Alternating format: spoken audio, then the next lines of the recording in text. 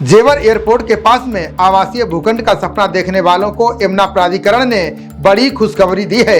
इस नवरात्रि में प्राधिकरण 3000 प्लॉट की स्कीम ला रहा है। यह योजना जेवर एयरपोर्ट के पास भट्टा पार्सल गांव के पास सेक्टर 24 में होगी। ग्रेटर नोएडा के जेवर में इंटरनेशनल एयरपोर्ट बन रहा है। अगले साल ये चालू हो जाएगा। इंटरनेशनल एयरपोर्ट के बगल में ही फिल्म सिटी का भी निर्माण हो रहा है।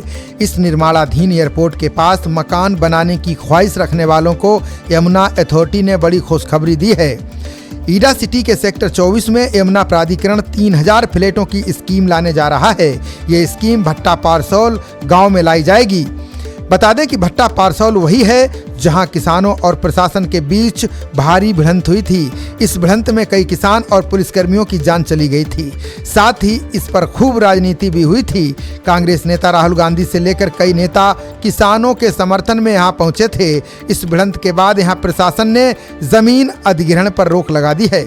हाल ही में यमुना प्राधिकरण ने एक बार फिर इन गांवों की जमीन अधिग्रहण का प्रस्ताव शासन को भेजा था, जिसे शासन की मंजूरी मिल गई है। वहीं गांव में ज्यादातर लोगों की रिट हाई कोर्ट में लगी है। इससे इन गांवों के किसानों को अभी तक मुआवजा नहीं दिया जा सका है।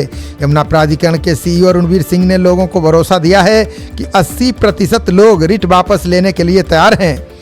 जल्द ही यहाँ के किसानों को मुआवजा वितरण कर दिया जाएगा। इसके बाद यहाँ पर जमीन अधिग्रहण कर नवरात्र में स्कीम लॉन्च कर दी जाएगी। यमुना प्राधिकरण के सीईओ अरुणवीर सिंह ने हमारे संवाददाता कैलाश चंद से बातचीत के दौरान इसकी जानकारी दी है। उन्होंने बताया कि भट्टा पारसौल गांव में जल्द अधिग्रहण का कार्य शुरू किया जाएगा। यहाँ पर करीब 3000 से अधिक आवासीय भूखंडों की योजना लाई जाएगी। इसके बाद इस योजना का विस्तार भी किया जाएगा। दूसरे और तीसरे फेज, दूसरा फेज का तो ऑलरेडी जमीन एक्वायर हो चुकी, पैसा भी बांटा जा चुका। तीसरे फेज का SIA चल रहा है, अभी SIA पे कार्रवाई चल रही है। रेजिडेंशियल प्लाट स्कीम में भूखंड की संख्या बढ़ाई जाएगी। रेजिडेंशियल प्लाट स्कीम अभी जो वर्तमान में चल रही है, जिसकी अंतिम तिथि 5 अगस्त है, उसमें लगभग 5.5 से प्लाट बढ़ाए जाने के लिए हम लोगों ने रेरा में पत्र भेजा था। सेक्टर 24 में बीवो के पास रेजिडेंशियल प्लाट के लिए वो अभी रजिस्ट्रेशन नहीं आया है। रजिस्ट्रेशन की उम्मीद है 1-2 दिन में आ जाएगा। जब आ जाएगा तो उसको जो वर्तमान स्कीम उसमें ऐड कर दिया जाएगा और स्कीम की अवधि भी बढ़ा दी जाएगी। इसके अलावा पारसौल में काफ़ी ज़मीन हमारे पास आ गई है और पहले हमारे पास sector 7A, 7B, 7C, sector 18 जो है पारसौल में था, जिसको कि हम लोगों ने मोहम्मदाबाद खेड़ा में शिफ्ट कर दिया था और LRT को कब्जा दे दिया। अब ये जो प्लाट हमारे पास आ गए हैं तो लगभग 16 से प्लाट हैं। ये 16 से प्लाट को हमने कहा कि इसको डेवलप कर लीजिए, रोड, नाली, सीवर का काम 30% कर दीजिए। उसके बाद इसकी स्कीम नवरात्रों में ले आइए।